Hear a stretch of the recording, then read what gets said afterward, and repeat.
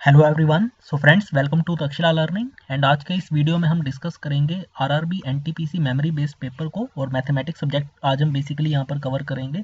इससे पहले दो वीडियोस में मैं आपके साथ जनरल अवेयरनेस और रीजनिंग के क्वेश्चंस को डिस्कस कर चुका हूँ। तो अगर अभी तक आपने वो वीडियोस नहीं देखी तो आप ज़रूर देख लें, और खासकर अगर आपका एग्जाम आने वाले दिनों में है तो इसके लिए आप हमारे इस यूट्यूब चैनल को सब्सक्राइब भी कर लें और साथ ही साथ नोटिफिकेशन बेल को भी प्रेस कर लें, क्योंकि लगातार बेसिस पर यहाँ पे आपको कंटेंट, स्टडी मटेरियल, ठीक है, क्वांट, रीजनिंग, जनरल अवेयरनेस के यहाँ पर मिलता रहेगा। इसके अलावा अगर आप एसएससी की एग्जाम की भी प्रिपरेशन कर रहे हैं या बैंकिंग की भी, तो वो भी आपके लिए काफ़ी बेनिफिशियल होने वाला है। तो चलिए, मैं आपके साथ 8 क्वेश्चंस को कवर करूंगा जो एक मेमोरी बेस्ड पेपर में से मैं आपके लिए लेके आया हूँ। तो आप एक एक करके उन क्वेश्चंस को पहले खुद से सोल्व करें, ट्राई करें, ताकि आपको एक आइडिया लग जाए कि कैसे क्वेश्चंस जो है वो आपसे एग्जाम में पूछे जा रहे हैं। चलिए, तो पहला क्वेश्चन है, देखिए यहाँ पे आपसे सिंपली पूछा गया HCF बताना है आपको, find the highest common divisor, ठीक है, यानी HCF विच डिवाइड्स 28, 56 एंड 216। तो देखिए बहुत सिंपल है, आपको HCF निकालना और LCM का सबसे पहले आपको कंसेप्ट पता होना चाहिए। हाईएस्ट कॉमन फैक्टर क्या है? बेसिकली वो नंबर, वो हाईएस्ट नंबर जो इनको परफेक्टली डिवाइड करें, 28, 56 और 216, इन तीनों ही नंबर को एग्जैक्टली डिवाइड करें, वो हाईएस्ट नंबर आपको बताना है। जैसे भी यहाँ पे आप देखेंगे तो आपको आई होप सो आपको HCF कैलकुलेट करने का जो बेसिक तरीका है वो आता होगा, ठीक है ना। तो मैं आपको एक बार थोड़ा सा कंसेप्ट समझा देता हूँ। जैसे इसका आंसर है 4, ठीक है।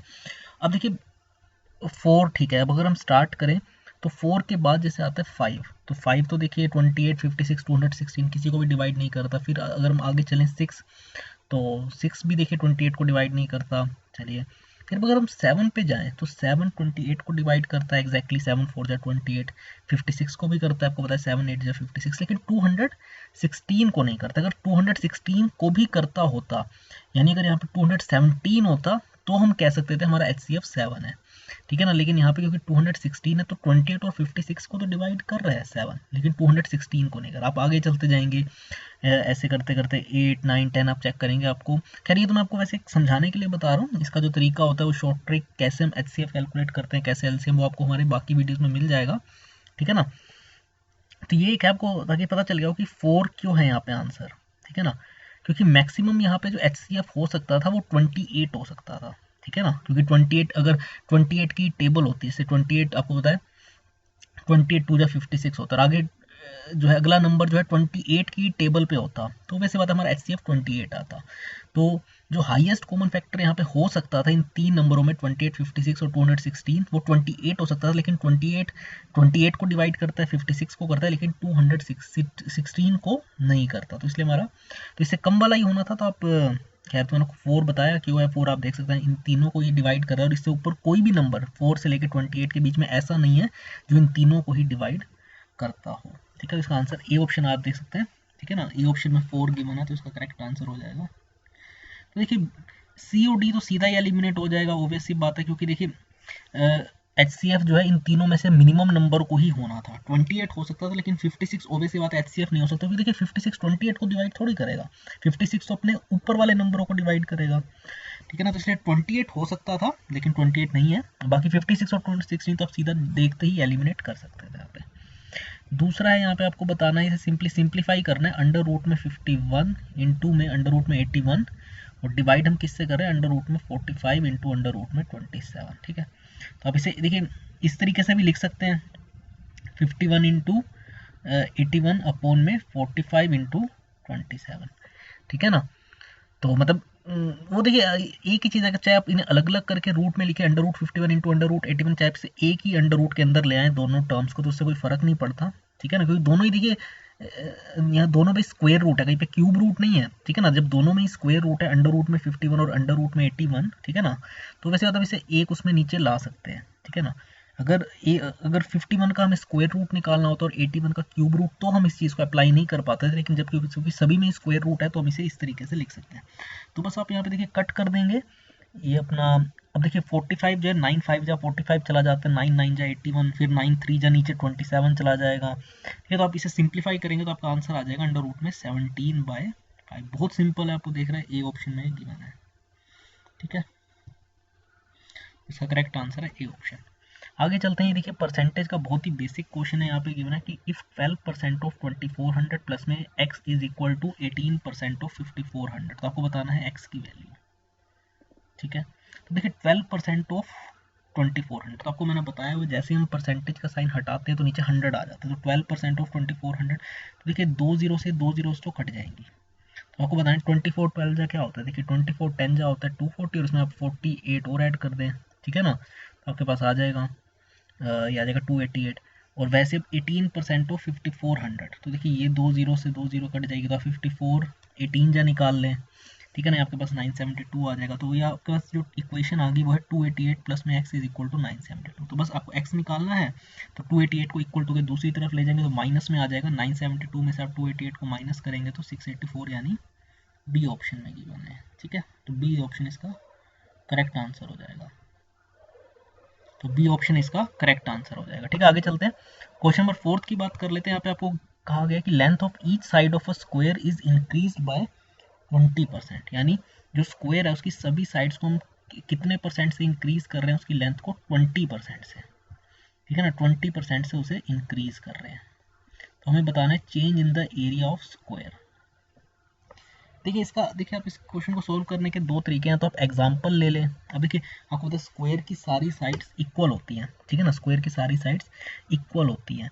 तो जैसे फॉर एग्जांपल आप ऐसे ले लें कि पहले इनिशियली जो लेंथ ऑफ द जो लेंथ थी उन साइड्स की स्क्वायर की वो 100 थी, बढ़ने के बाद 120 हो गई, ठीक है ना, क्योंकि 20% से हम इंक्रीज कर रहे हैं। तो original area of the square क्या था 10,000, बढ़ने के बाद 120 इंटू 120 आप सोच सकते हैं 14,400 हो गया। तो आप वैसे भी परसेंटेज इंक्रीज करके चेंज निकाल सकते हैं, या एक आपने सक्सेसिव परसेंटेज इंक्रीज का कंसेप्ट पढ़ा होगा परसेंटेज टॉपिक के अंदर, कहता है जैसे हम पहले भी, देखिए अब हम कर क्या रहे हैं बेसिकली, लेंथ मतलब जो आपको एरिया ऑफ द स्क्वायर पता है क्या होता है, साइड इनटू साइड, तो हम क्योंकि दोनों ही साइड्स को 20% से इंक्रीज कर रहे हैं तो हम सक्सेसिव परसेंटेज इंक्रीज का यहाँ पे फॉर्मूला लगा सकते हैं, क्योंकि हम दोनों ही साइड्स को 20% से इंक्रीज करें। तो a प्लस ए, अगर हम इसे मान ले तो a प्लस में a इंटू ए अपॉन 100 इसका फॉर्मूला होता है, ठीक है ना। वैसे क्या होता है x प्लस में y प्लस में x इंटू वाई अपॉन 100, पर यहाँ पे क्योंकि दोनों ही वैल्यूज हमारी इक्वल है 20% है, तो हमने उसे ए मान लिया।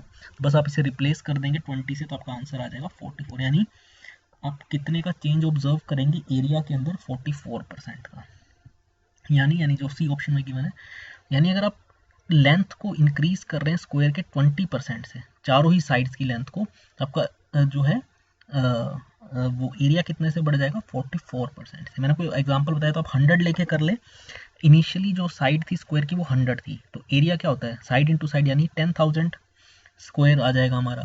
और जब इसकी हमने लेंथ को 20% से बढ़ाया, तो पहले अगर 100 थी लेंथ तो अब 120 होगी, तो 120 इंटू 120 हो गया 14,400।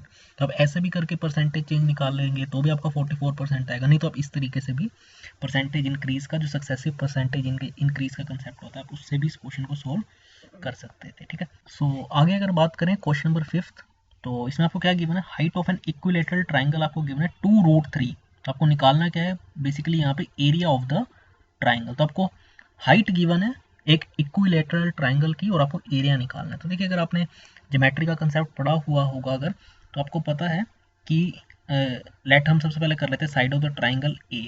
तो हाइट निकालने का फॉर्मूला क्या होता है √3/2a, और एरिया निकालने का क्या फॉर्मूला होता है √3/4a²। लेकिन एरिया क्योंकि हमें यहाँ पे एरिया तो निकालना है, लेकिन उससे पहले हमें ए की वैल्यू पता होना बहुत जरूरी है, यानी side of the equilateral triangle कितनी है। तो उसके लिए हम देखिए क्योंकि हाइट पता है, तो height of the equilateral triangle में होता है √3/2a। तो इस √3/2a को हम किससे इक्वेट कर देंगे, हमें क्योंकि इस क्वेश्चन में हाइट गिवन है इस ट्राइंगल की कितनी है 2√3, तो वैसे बात है देखिए ये √3 से √3 तो कट जाएगा, तो अब इस 2 को इक्वल टू के दूसरी तरफ ले जाएंगे तो a की वैल्यू आ गई हमारे पास 4। अब जब देखिए मेरे पास side of the equilateral triangle आ गया 4, तो एरिया क्या होता है √3/4a², ठीक है ना। तो √3/4a², अब देखिए a² है तो यानी एक 4 तो कट जाएगा, तो बचेगा क्या हमारे पास 4√3, तो 4√3 हमारा इसका आंसर आ जाएगा, जो कि डी ऑप्शन में गिवन है। क्लियर है, इसका करेक्ट आंसर आ जाएगा डी ऑप्शन। नेक्स्ट बात करें ये मेंसुरेशन का, यहाँ पे आपको सिलेंडर की हाइट गिवन है 14 सेंटीमीटर, ठीक है। कर्व्ड सरफेस एरिया गिवन है 528 सेंटीमीटर स्क्वायर, और आपको क्या निकालना है सिलेंडर की वॉल्यूम।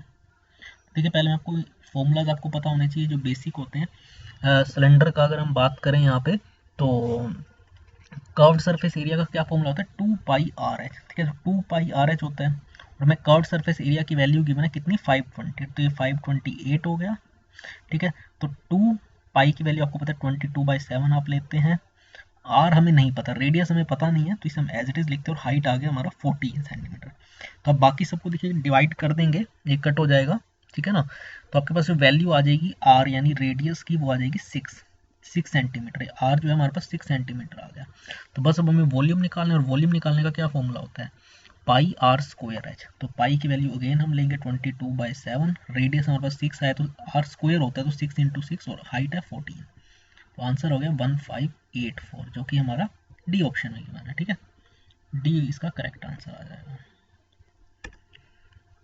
आगे है, इसमें हमें रोम्बस का जो एडजेसेंट एंगल्स है उनका रेशियो गिवन है कितना, 6:3। तो एडजेसेंट एंगल्स का हमें रेशियो गिवन है 6:3, और आपको बताना है स्मॉलेस्ट एंगल की वैल्यू कितनी होगी, ठीक है ना। तो हमें एडजेसेंट एंगल्स का रेशियो गिवन है। ये देखिए आपको रोम्बस की अगर एक बहुत बेसिक प्रॉपर्टी है कि इनके एडजेसेंट एंगल्स का सम हमेशा कितना होता है, 180 डिग्री होता है। रोम्बस के एडजेसेंट एंगल्स का सम कितना होता है, 180 डिग्री होता है। तो बस यहाँ पे देखिए अगर हम रेशियो का साइन हटाते हैं तो हम क्या करते हैं, एक वेरिएबल ऐड कर लेंगे, x मान लेते हैं, तो 6x + 3x, क्योंकि ये एडजेसेंट एंगल्स है तो इसका सम 180 डिग्री होना चाहिए। तो x आ गया हमारे पास 20। तो आपको स्मॉलेस्ट एंगल की वैल्यू बतानी थी, तो इनमें से दोनों में स्मॉलेस्ट एंगल कौन सा होगा, 3x होगा। तो 3 × 20 हो गया 60 डिग्री, यानी जो बी ऑप्शन में गिवन है, ठीक है। तो इसका करेक्ट आ गया। और आखिरी में हमारा ये जो क्वेश्चन है ये टाइम एंड वर्क से रिलेटेड है। यहाँ पे आपको एक्स और वाई के बारे में इंफॉर्मेशन गिवन है कि they can together complete a work in 12 days. Y और जेड जो है वो उसी काम को करने में मिलके 18 दिनों का टाइम लेते हैं, और जेड और एक्स लेते हैं 15 दिनों का। और आपको बताना है कि एक्स वाई और जेड अगर तीनों मिल के इस काम को करें तो उन्हें कितना टाइम लगेगा। तो बहुत बेसिक और इस तरीके का क्वेश्चन आपको कई बार रिपीट होता हुआ मिलेगा टाइम एंड वर्क के अंदर। तो हमें देखिए जो तरीका है मैं आपको बता देता हूँ इसका। x + y का हमें गिवन है 12 दिन, ठीक है। y + z का जब दोनों मिलके काम करते हैं तो 18 दिन लगते हैं, और z और x को मिल लगते हैं 15 दिन, ठीक है। तो इसका तरीका मैं आपको बता दूं, सबसे पहले आप क्या करेंगे, इसका एलसीएम ले लेंगे, 12, 18 और 15 का, वो हो जाए 180, ठीक है। तो आप x और y के करस्पॉन्डिंग इस 180 को जब इस 12 से डिवाइड करेंगे तो देखिए इसका मतलब क्या है कि हमने टोटल वर्क हम निकाल लिया, हमने 180 यूनिट्स है, ठीक है ना। अब हमने एलसीएम यहाँ पे क्यों लिया, बेसिकली हम यहाँ पे एलसीएम इसीलिए लेते हैं ताकि हमारे पास टोटल वर्क आ जाए। तो टोटल वर्क आ गया एलसीएम लेने के बाद 180 यूनिट्स, और एक्स और वाई एक दिन में कितना काम करते हैं, एक्स और वाई टोटल 12 दिन ले रहे हैं, तो एक दिन में वो कितना यूनिट काम करते होंगे, आप 180 को 12 से डिवाइड कर देंगे तो 15 यूनिट काम, ठीक है ना। वैसे ही वाई और जेड जो है एक दिन में कितने यूनिट काम करते हैं, 10, तभी तो देखिए 18 दिन में इनका काम पूरा होगा। और वैसे ही जेड और एक्स आप 180 को 15 से डिवाइड करेंगे तो 12 यूनिट्स काम, ठीक है ना। तो सबसे पहले हम एलसीएम लेके क्या करते हैं, टोटल वर्क निकाल लिया हमने 180 यूनिट्स। तो अगर एक्स और वाई को कंबाइंड मिला के 12 दिन लग रहे हैं तो एक दिन में कितने यूनिट काम करते होंगे, 180/12 15। वैसे वाई और जेड का निकाला और जेड और एक्स का। अब हमें निकालना है एक्स + वाई + जेड। अब देखिए टोटल वर्क कितना है, 180 यूनिट्स है। अगर अब देखिए हम इसे ऐड कर दें 15 + 10 + 12, ये इनका रोज का इतना यूनिट काम है, तो ये कितना हो जाएगा ये। लेकिन एक चीज देखिए, जब हम देखिए x + y + y + z + z + x का ये काम निकाल रहे हैं डेली यूनिट्स का, यानी हमने हर एक वेरिएबल यानी x को भी 2 बार कैलकुलेट किया, y को भी और z को भी, है ना, 2x + 2y + 2z। तो यानी अगर हमें इसका वन टाइम निकालना है तो हमें इसे 2 से डिवाइड करना होगा। ये चीज़ आपको ध्यान नहीं, क्योंकि यहाँ पे हर एक वेरिएबल x को भी हमने 2 बार काउंट किया है, y के वर्क को भी और z के वर्क को भी। तो मैं अगर एक बार, क्योंकि ऑब्वियस सी बात है एक बार अगर हमें कैलकुलेट करना है तो हमें इसे 2 से डिवाइड करना पड़ेगा इस 15 + 10 + 12 को, ठीक है ना। तो ये हमारे पास जब आप 2 से डिवाइड कर देंगे तो आंसर आ जाएगा, इसे ये 2 पर चला जाएगा तो 360 अपॉन ये आ जाएगा 37, ठीक है। तो ये किस ऑप्शन में गिवन है, हमें बी ऑप्शन में गिवन है, क्लियर है। तो ऐसे इस क्वेश्चन को यहाँ पे सॉल्व कर सकते थे। एक जो दूसरा बेसिक तरीका होता है वैसे भी कर सकते थे, लेकिन ये ज़्यादा ईजी है, ठीक है। सिंपली एलसीएम लेके आपके पास टोटल वर्क आ जाएगा और उसे फिर आप पर डे एफिशिएंसी निकाल के जो है कैलकुलेट कर सकते थे, ठीक है। तो ये 8 क्वेश्चन थे मैंने आपके साथ जो भी डिस्कस किए हैं, ये memory based paper RRB NTPC. अगर आपका आने वाले दिनों में एग्जाम है या अगर आप एसएससी सीजीएल सीएचएसएल एमटीएस की भी प्रिपरेशन कर रहे हैं तो इस वीडियो को आप ज़रूर देखें, हमारे चैनल को सब्सक्राइब करें, और जो है आप हमारी वेबसाइट विजिट कर सकते हैं takshilalearning.com, और आप कोर्स परचेज कर सकते हैं, चाहे आरआरबी का, एसएससी का या बैंकिंग एग्जाम्स का। तो आज के इस वीडियो में इतना ही फ्रेंड्स, थैंक्स अ लॉट।